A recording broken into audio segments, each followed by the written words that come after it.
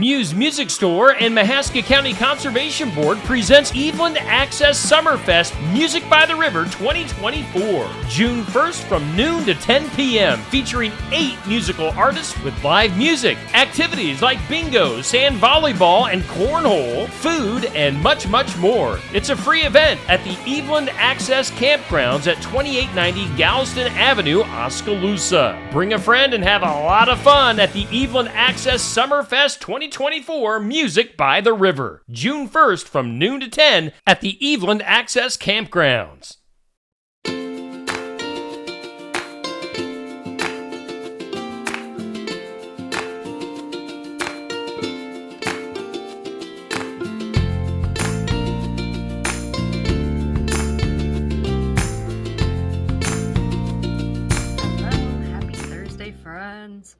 Welcome to the Library with Miss Amanda here on Steve Shetler Media. We were talking about Star Wars last week for our trivia question. Did anybody do anything fun for May the 4th?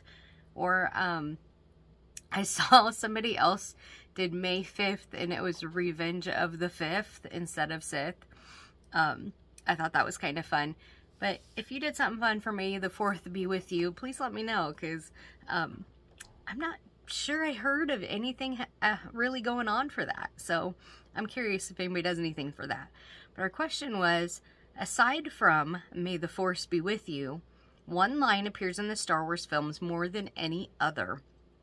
And the line that appears more than any other, it's actually in every single movie, is, "I have a bad feeling about this."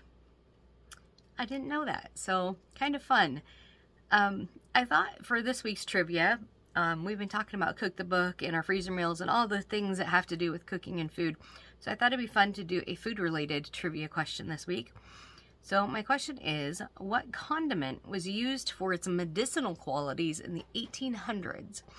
So this is a common condiment. It's not something weird or off the wall. This is a very common condiment, and in the 1800s was used for its medicinal qualities. So let me know what you think in the comments below. I'll tell you at the end of our segment. Some books you don't want to miss. These are 2 new ones that I just cataloged yesterday. I actually cataloged like 120 books yesterday. So make sure you stop in and see all the new fun things that we have. But these are 2 of the new, brand new ones that just got published that we are have on our shelves now. So this first one is called Daughter of Mine by Megan Miranda. She's a very, very popular mystery author. She wrote All the Missing Girls and The Last House Guest. And she's had a lot of her books on the Reese Witherspoon Book Club picks. And I've read several of those on Reese Witherspoon's Book Club picks, and they are so good. So if you like a good little mystery thriller, Daughter of Mine by Megan Miranda, I'll read you a little bit about it. The discovery of the first car was a shock. The second car was a pattern, a warning, and the key to a decades-old mystery that may be better off left to the past. Mirror Lake, nestled in the mountains of North Carolina, is a beautiful waterfront community where neighbors know neighbors, family businesses are the norm, and the small-town way of life seems to go on year after year uninterrupted.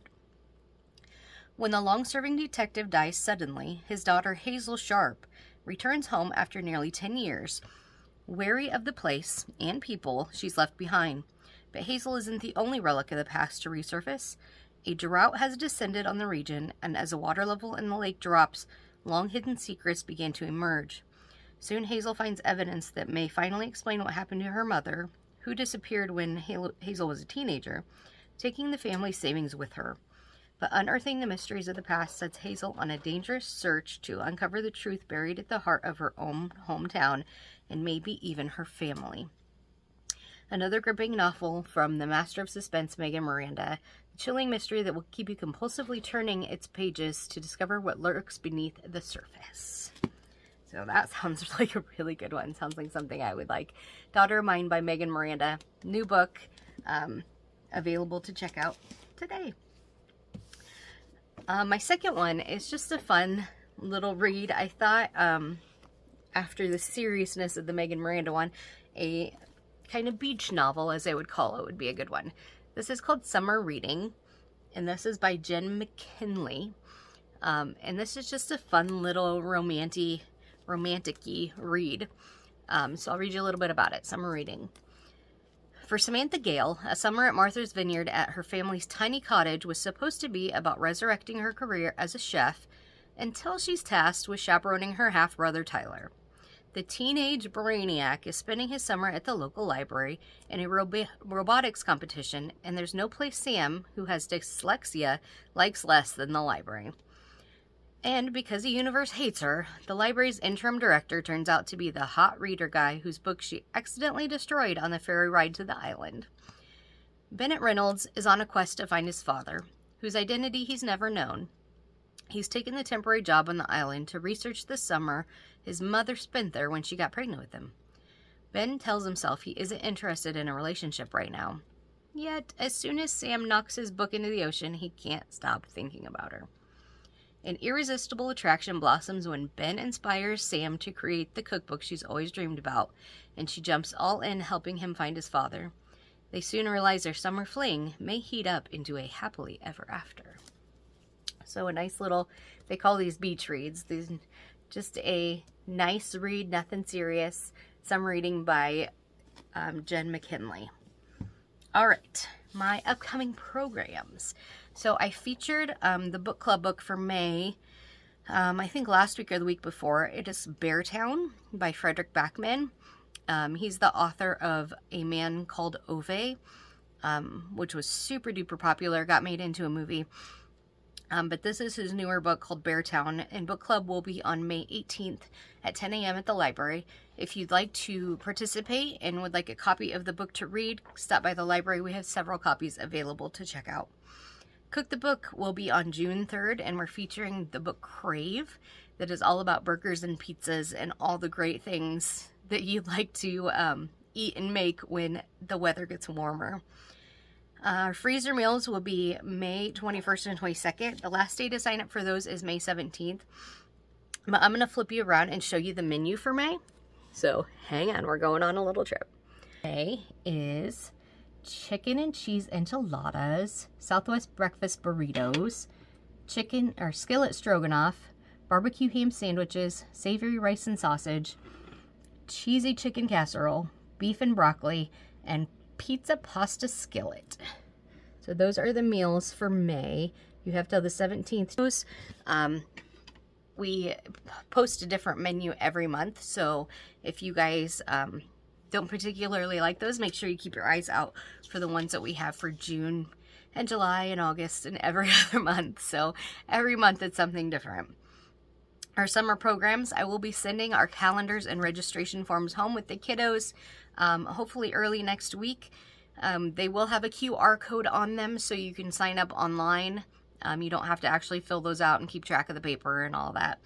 You can fill them out online. But I'll be sending the calendars for June and July and registration home with the kiddos at the Sigourney Elementary.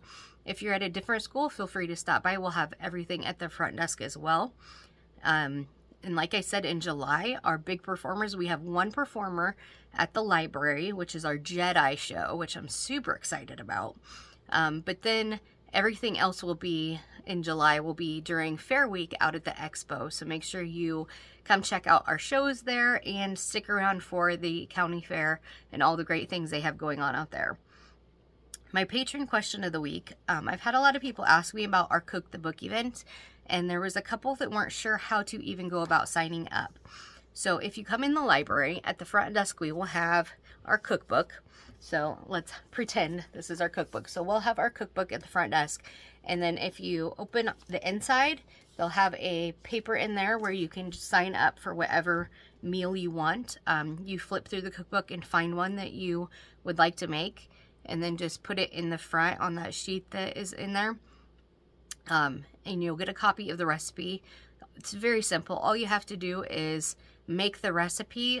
We have anywhere from 15 to 20 people at each event, so sometimes you'll have to double the recipe, but make that recipe and bring it to the event, and we just do like a potluck style. You go through the line like a buffet, everybody makes a plate, everybody gets to taste everybody else's dishes, and then we have just a brief discussion about it. maybe like 10 minutes talking about, everybody gets a turn to talk about their recipe and what was easy, what was hard, what they liked, if they do it again, what they change. So very much just more of a potluck social time than anything. And it is such a good time and such good food. And there's usually plenty of leftovers. We encourage people when they come to bring containers to take leftovers home, because there's usually a ton of leftovers leftover. But anyway, that's how you would sign up for Cook the Book. My trivia question has to do with cooking. So my question was, what condiment was used for its medicinal purposes in the 1800s? So in the 1800s, they used to actually have a lot of things that we probably would not think of as acceptable in today's society. But one of the things they used for medicinal purposes, think of a doctor using this on you to cure something. The condiment used for its medicinal qualities in the 1800s was a ketchup. So think about going to the doctor and instead of like an ointment or something, they slather you with ketchup. I don't know that that would go over so well in today's society. But another kind of fun little trivia thing that I found while I was researching some of this is the most stolen grocery item. I wouldn't have thought of this. I would have thought, I don't know, like bread and milk, like basic things. The most stolen grocery item, according to this website, was cheese. Like, who's out there stealing cheese? I would think like lunch meat or, steaks or something like that. Nope. Cheese. People just go crazy for cheese. All right, that's all I have for you guys this week. If you have ideas for anything you'd like me to discuss in the next couple of segments, let me know. Let me know what you thought of our trivia question of the week. Ketchup. If I was at the doctor's office and he whipped out a bottle of ketchup, I would be a little concerned. All right, you guys have a great week. And if you are a mother or a mother figure, have a great, great Mother's Day. Happy Mother's Day to all of you. Bye.